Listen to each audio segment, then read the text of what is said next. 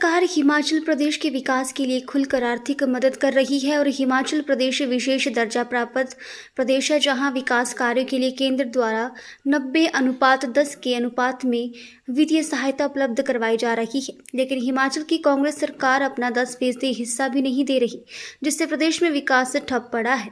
ये बात आज शिमला जिला विकास समन्वयक एवं निगरानी समिति की समीक्षा बैठक के बाद सांसद सुरेश कश्यप ने कही। बैठक में सांसद ने केंद्र सरकार द्वारा प्रायोजित विभिन्न योजनाओं की समीक्षा की और अधिकारियों को विकास कार्यों में गुणवत्ता का विशेष ध्यान रखने के निर्देश दिए। उन्होंने कहा कि बरसात शुरू होने से पहले टायरिंग का कार्य पूरा करने के निर्देश दिए गए हैं। साथ ही कोविड और बरसात के समय में होने वाली बीमारियों के प्रति जागरूकता और अलर्ट रहने के भी निर्देश दिए गए हैं। केंद्र प्रायोजित जो विभिन्न योजनाएं हैं उसका हम क्वार्टरली मॉनिटरिंग करते हैं और विभिन्न विभागों में जैसे कि पीडब्ल्यूडी है, इलेक्ट्रिसिटी है, जल शक्ति विभाग है, इंडस्ट्री है, हेल्थ है और ऐसे करके विभिन्न जो केंद्र की योजनाएं हैं जिनके लिए केंद्र सरकार के द्वारा राशि जो है स्वीकृत की जाती है, उनका हम योजनाओं का प्रोग्रेस रिपोर्ट किया है और किस प्रकार से इन योजनाओं को समय के ऊपर पूरा कर सकें, उसको लेकर आज ये बैठक जिला शिमला की है। जहाँ तक हम बात करें अगर पीडब्ल्यूडी विभाग की, तो हमने जिस प्रकार से केंद्र सरकार के द्वारा PMJSY 1, 2, 3 एंड फेज 4 चल रहा है, तो हमें इस बात की बहुत खुशी है कि हिमाचल प्रदेश की जो लगभग 50% से ज़्यादा सड़कें PMJSY के तहत बनी हैं और अब फेज़ 4 भी आ गया। और जो मैं आज देख रहा था जिस प्रकार से जो सड़कें फेज़ 4 में स्वीकृत हुई हैं, जिसमें जो फॉर्मेलिटीज़ पूरी करने के लिए आई हैं, चौपाल में 100 सड़कें इसमें आई हैं और ठियोग की 40 हैं, जुब्बल की 9 हैं, कोटखाई की 2 है, डोडरा क्वार की भी 2 हैं और इसी प्रकार से रामपुर जो डिवीज़न उसके तहत 91 सड़कें, अर्थात पिछली बार भी केंद्र सरकार के द्वारा PMJSY में 3 में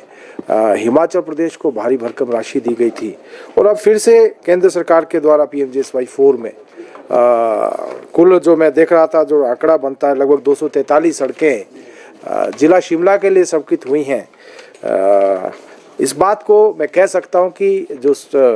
PMJSY प्रधानमंत्री ग्राम सड़क योजना जो स्वर्गीय अटल जी ने जिसकी शुरुआत की थी, हिमाचल प्रदेश के लिए तो वरदान साबित हुई हैं और केंद्र सरकार के द्वारा भारी भरकम राशि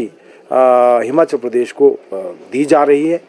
अभी बहुत सारी सड़कें जिसमें कि फॉर्मेलिटीज़ पूरी करनी बाकी हैं, जैसे ही हो जाएंगी तो मैं समझता हूं कि जहां सड़कों की कमी है उस सड़क को पूरा कर दिया जाएगा। बाकी जो PMJSY 3 है उसमें इस बात की हमें खुशी है कि विभाग ठीक काम कर रहा है। ये बात अलग है कि ऐसा देखने में है कि एक ही कॉन्ट्रैक्टर के पास कई सारे काम, एक 4-4, 5-5 काम एक ही व्यक्ति को दिए गए हैं, जिसके कारण कुछ डिले हुआ है। लेकिन इसके अलावा काम की प्रगति, और क्योंकि हिमाचल में जो टायरिंग का सीज़न भी बड़ा शॉर्ट मिलता है, लेकिन फिर भी ज़्यादातर जो काम हमारे नेक्स्ट ईयर जो मार्च 26 तक PMJSY 3 के भी हम मैक्सिमम काम पूरे कर लेंगे और उसके बाद फेज़ 4 की शुरुआत होने जा रही है और उसमें भी मैं समझता हूं कि केंद्र के द्वारा जिस प्रकार से भारी भरकम स्वीकृति हिमाचल प्रदेश को मिली है, तो निश्चित रूप से अच्छा काम हम करेंगे। इलेक्ट्रिसिटी विभाग की बात करें तो RDSS एक बहुत बड़ी स्कीम जिसमें कि जिला शिमला या मैं कह सकता हूं कि प्रदेश का ही कोई ऐसा हिस्सा नहीं बचेगा जहां पर चाहे लो वोल्टेज की समस्या है या जहां न्यू कनेक्टिविटी करने की बात है, न्यू ट्रांसफार्मर लगाने की बात है या वोल्टेज की जो समस्या है उसको निदान करने की बात हो, तो भारी भरकम राशि जो है उसमें मेरे जिला शिमला के लिए भी स्वीकृत हुई है, जिसमें चाहे वो शिमला का डिवीज़न हो, चाहे रोडू का हो, चाहे रामपुर का हो या अन्य हमारे जो क्षेत्र हैं, कहीं पर भी बिजली की समस्या आने वाले समय में ना आए, तो केंद्र सरकार के द्वारा भारी भरकम राशि उसके लिए दी गई है। जिसका जहाँ तक जल जीवन मिशन है उसमें भी केंद्र सरकार के द्वारा 14,000 करोड़ से ज़्यादा हाउस होल्डिंग को अभी तक कनेक्ट कर दिया गया है और हर घर नल के माध्यम से शुद्ध पीने का पानी जो है प्रोवाइड प्रोवाइड किया जा रहा है। और अन्य विभाग जैसे चाहे हम हेल्थ विभाग की बात करें, जिसमें कि टीबी इरेडिकेशन के लिए उसके उस क्षेत्र में जो है केंद्र सरकार ने जो मुहिम छेड़ी है, उसमें भी हमारा प्रदेश, जैसे चाहे हम हेल्थ विभाग की बात करें, जिसमें कि टीबी इरेडिकेशन के लिए उसके उस क्षेत्र में जो है केंद्र सरकार ने जो मुहिम छेड़ी है, उसमें भी हमारा प्रदेश ठीक काम कर रहा है। और इस बात को मैं कह सकता हूं कि आज केंद्र के द्वारा जिस प्रकार से हिमाचल प्रदेश को आर्थिक सहायता दी जा रही है, कहीं ना कहीं प्रदेश उसको भी सही रूप में लगाने में पूर्ण रूप से जो है कामयाब नहीं हो पा रहा है। अभी जैसा कि मैंने देखा है कि बहुत सारे काम केवल इसलिए अटके पड़े हैं कि स्टेट के द्वारा जो उसमें उनका जो शेयर है, क्योंकि Himachal Pradesh special category state है, जहां 90-10 की रेशो में जो है केंद्र 90% जो है केंद्र प्रायोजित योजना में देता है और 10% राशि प्रदेश को देनी होती है। लेकिन प्रदेश के द्वारा अपना जो शेयर है वो ना दिए जाने के कारण बहुत सारे हमारे काम लंबित पड़े हैं। दूसरी ओर जहां केंद्र बार बार हिमाचल प्रदेश को, चाहे सड़कों की बात हो, चाहे पीने का पानी हो, चाहे बिजली विभाग की बात हो, चाहे एनिमल हस्बेंड्री हो या एग्रीकल्चर हो, हर क्षेत्र में सहायता दे रहा है। लेकिन दुर्भाग्य के साथ कहना पड़ता है कि यहाँ के जो हमारी प्रदेश की जो कांग्रेस की सरकार है, वो कभी भी केंद्र सरकार की जो है इसके लिए तारीफ नहीं करती। वो केवल हर बात को लेकर, क्योंकि जो विकास के काम आज ठप पड़े हैं, उनको लेकर एक ही बात कहती है कि केंद्र जो है मदद नहीं कर रहा। लेकिन केंद्र जो है पूर्ण रूपेण सहायता हिमाचल प्रदेश को कर रहा है। आज जो भी विकासात्मक कार्य हिमाचल प्रदेश में हो रहे हैं, वो तभी हो रहे हैं जब केंद्र के द्वारा मदद की जा रही है। बाकी हमने सभी अधिकारियों से ये आग्रह किया है, क्योंकि हमारे पास अब तो